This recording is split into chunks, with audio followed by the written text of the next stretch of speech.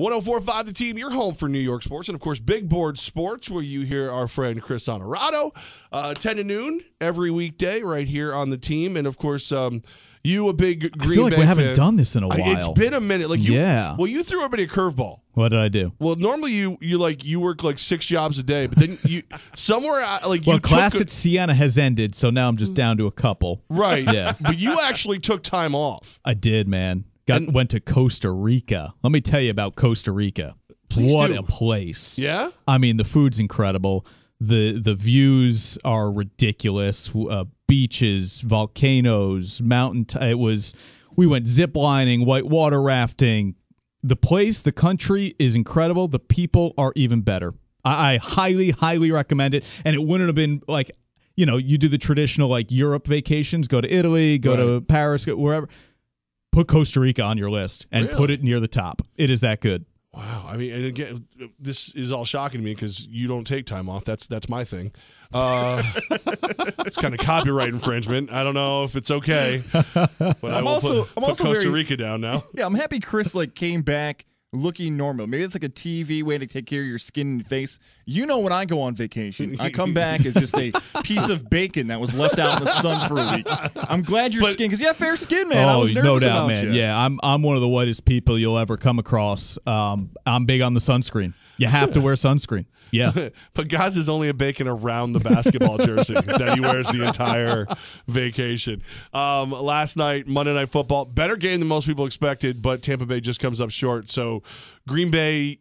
Yeah, thanks, Goz. Done, right? Yeah, Goz ruined it for everyone. The season was summed up with that final play where Freeman runs in the end zone, the Buccaneers by himself, and he kind of just dives at his leg, and that kind of summed up the Buccaneers season in one play. And a missed field goal, of course. Right. So. Well, that's typical. Yeah, that's typical of the last two seasons, right? Yeah. I was on Tampa, of course. Everybody knows. Packers fan, they needed the Falcons to lose last night. Didn't happen, so Green Bay's been eliminated. Now, look, the only question that remains, if you're the Packers, is do you shut down Aaron Rodgers? And does Aaron Rodgers... And let's be frank about it. Right. Aaron Rodgers makes the final call here. Mike McCarthy can say whatever he wants. Ted Thompson can say whatever he wants. Aaron Rodgers makes the final call here. Does Aaron Rodgers allow the Packers to shut him down, knowing there's nothing left to play for? Why risk further injury? If it were my decision, I would say you don't play him. Right. Guess what? I have a feeling he's going to play. It sounds like him. Just to play spoiler for what? The Lions, they can still ruin. Yes. Just in case the Lions are alive, they can put them down. So I can see him. Was it Vikings and Lions left? Is it? And where did he get injured? Against the Vikings. Right. So I see him playing, and you're right, the spoiler against Detroit is out there week 17 as well, but I would not play him. Especially when you have 12 screws in your shoulder, half your collarbone, you're 75%. He's basically a transformer right now. Is there a little part of him, too, and I get both of you said, if he wants to play, he's going to play. Right. I wonder that he's in his, mid-30s compared to his mid-20s? 33, yep. That he thinks, you know what, I don't need these final 2 games. I'll be fine in 2018. Yeah, I would hope he has that perspective, too. One perspective I had, I was not dumb enough to make some sort of bet on the Packers making the postseason, which would involve me, I don't know, shaving my head. Yeah, that would be stupid. Who would do such a thing like that? Listen, you could look at the history of my life. I've done a lot of dumb things I should not have done, but shaving my head is not one of them. Well, I mean, look, yeah, but you have a TV look. You know what I mean? I look fantastic on the radio. So it doesn't really, for anybody who missed it, my buddy Josh, he's a bartender over at Brick House. We went to high school together, the whole nine. He's been shaving his head clean since we were juniors in high school. But is that because he can't grow hair? No, well, see, that's the thing is I never knew the answer to that. No, yeah. So one night, a little liquid courage in me. He's a big Cowboy fan. I'm a Raiders fan. We make the wager based on this game, and if the Raiders had won. Which, if you take out Office Max or Home Depot or whoever gave the 3x5 card, we probably win. He had to grow hair for the rest of the season. I like that. And we were all curious. Would it be gray? Yep. Would it be crazy male pattern baldness? Because no one knows. And he had the coolest flat top way back in 91. With the wax. Yeah. It was awesome. Kid and play had nothing on this dude. And sure enough, he sent me the nice message afterwards. He's like, dude, you don't have to shave your head. Just, stop by and say hello. I lost a bet. I shaved my head. Yeah, I shaved my head. Good for you. And it's not like it's really cold out. No, this is the right time of year to do it. Yeah. I'll give you credit, Levack. It does make you look younger. Some people with shaved heads actually look younger. Now, and fatter somehow, which is like which you didn't think was. I thought only like another buffet could do that. I don't know if the shaved head is going to give you the scoring prowess that one guy is doing it right now in Section 2, and that is Joe Girard III. Mm-hmm. I think Joseph Girard. Thank you. Joseph JG3, I'd like to call him instead. That's even better. Is my computer broken, or is it really that he's averaging 49.2 points per game in his first 5 games? Computer's not broken. 49.2. Wow. Glens Falls, #1 team in the state in Class B. Defending champs, obviously. And he's a scoring machine. I mean, we knew that going into the season. He has just taken it to another level. And the questions that surrounded this Glens Falls team will remain, even into the postseason, I believe, is what they lost last year. Can Joseph Girard III make up for what this Indians team lost last year, especially along the front line, by simply dropping 40, 50, 60 every night? It's 60 the last time out. He's 1 point away from Jimmer Fredette. It's absolutely incredible. He's doing it at a level at which I don't know that we ever really kind of expected. We probably knew was in him, but I don't think anybody would have said, oh, yeah, he'll average 50 for the entire season. Now, is he going to? I don't know. He's going to get a lot of shots. I don't know in my life growing up here in upstate New York if I've ever heard of an athlete, maybe besides Mike Hart when he played at Onondaga, where he was such a must-see. He's doing things nationally that no one sees. Since your time covering, and this is maybe too big of a compliment, but I think he's earned it. Since you've been here in the Capital Region, have you seen a more must-see high school athlete than Joseph Girard III? Now, I wasn't here for Jimmer in high school, right. So and I hear that he was must-see, that like people are like, you got to find a way to get to Glens Falls, or if Glens Falls ever comes to a school near you, you have to go see Jimmer play. It's funny, we've asked this question before, and it wasn't about Joseph Girard III. It was about just kind of the draw of a basketball player, and everybody says to me, Sam Perkins. Like the big, smooth, back in the early 80s, I guess it would have been. I was a kid, I remember. And but he came with controversy and the whole line. Like, how did he get to North Colony? Right. How did it all, like, there was a lot going on there. That had like all the intrigue of like a WWE or a midday soap opera, plus the skill level. Yes. Yeah, and I've heard that gym would be ridiculously packed. People would be lining up outside to get in. My time here over the last 7 years, boy, it's a really good question. I can't really think of one. I mean, the Shen gymnasiums used to be packed with Kevin Herter, but it was different. Right. It was really different.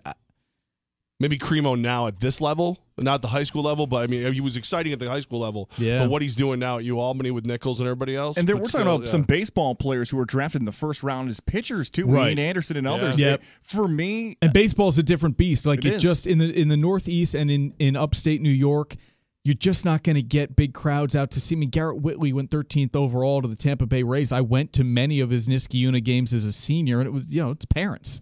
Right. There's something about the basketball part of it, and I'll just compare him again to Mike Hart, that when Mike Hart played at the Class C and Class D level, you were watching Michigan's all-time leading rusher play against guys who are not physically on his level. Right. And there's something about the dominant performance of that that's really funny, but it's also a Pop Warner kid running against teenagers or something, or vice versa. And that's what's happening here. And right. So for people who kind of knock Joseph Girard III and what he's doing, he plays at the Class B level.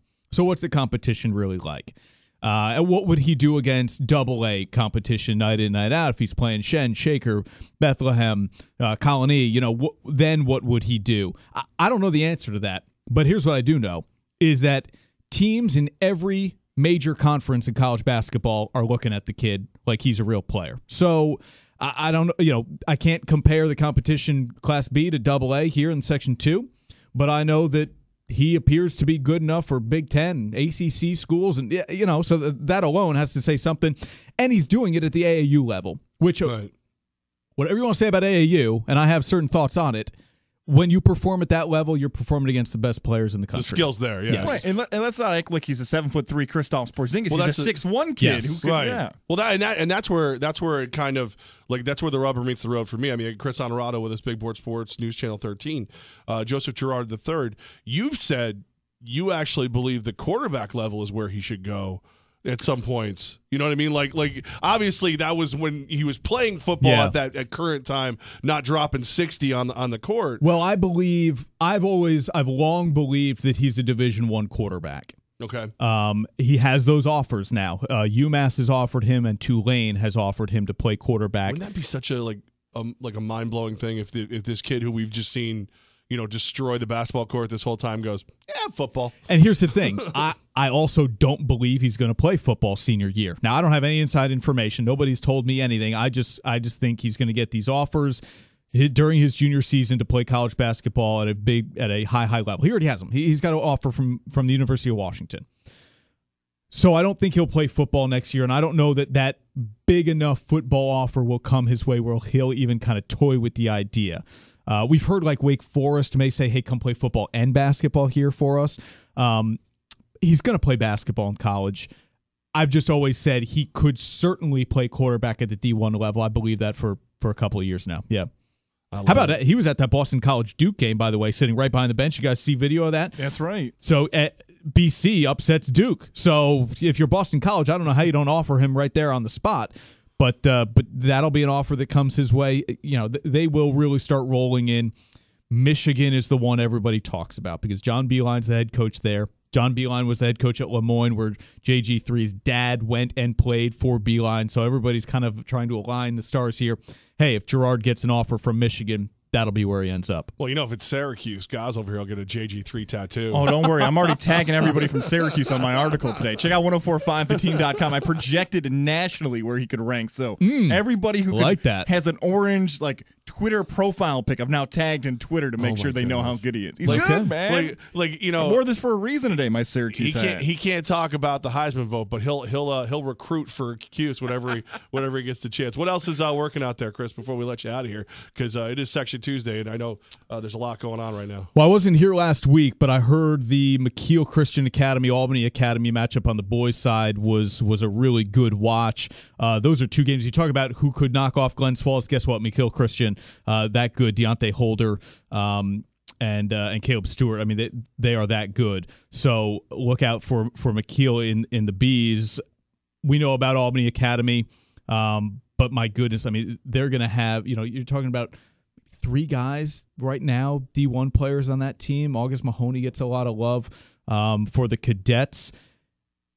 And on the girls' side, Saratoga had a big win last week. I mean, a lot happened last week in the college and the high school basketball scene to really kind of get us rolling. Shen is as good as ever. Cam Tooley, Alex Tudor, but Saratoga, look out for Saratoga. Dolly Cairns, sophomore point guard. She is legit. I have no say on who we choose or how we choose them for our News Channel 13 All-Star basketball teams, but for my money, she would be maybe 1. Really? I mean, she's that good. I know she's a sophomore, so she's not going to be picked 1. And again, I have no influence on it. Only our scouts do.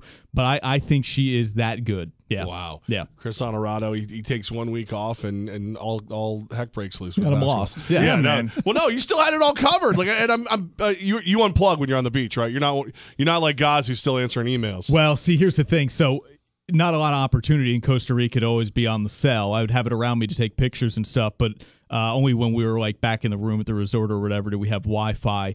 Try to keep things in line with guests for the morning show here. But other than that, it was unplugged, man. Not a lot of Twitter, no texting at all. Just a little email every now and then. It's difficult to do. Hopefully, it's difficult to do to unplug. I don't. I do. I'll teach you how. Yeah, that would be good. I just like Goz knows the hotline. Unless the bat signal goes up in the air, right? You're not answering. Yeah, no. It's literally the building is burning. Oh, what do you need, guys? What do you need? Anything else? No, I'm out. If I get less than 10 emails a day starting next week when you and I start enjoying our vacation, that'll be great. By the way, this is the last time we're going to talk to you before Christmas. Where are you guys going to be? Well, not together, that's for sure. I'm going to be at the barber getting this thing finished. Some fake hair, chia pet stuff. Yeah, I'm going to get a nice wig going. Yeah. Something. We're bumped by bowl games. We're bumped by some other action. Wow. And then, I'll be sorry. So it'll be a whole new year when we talk again. It will be. Whew.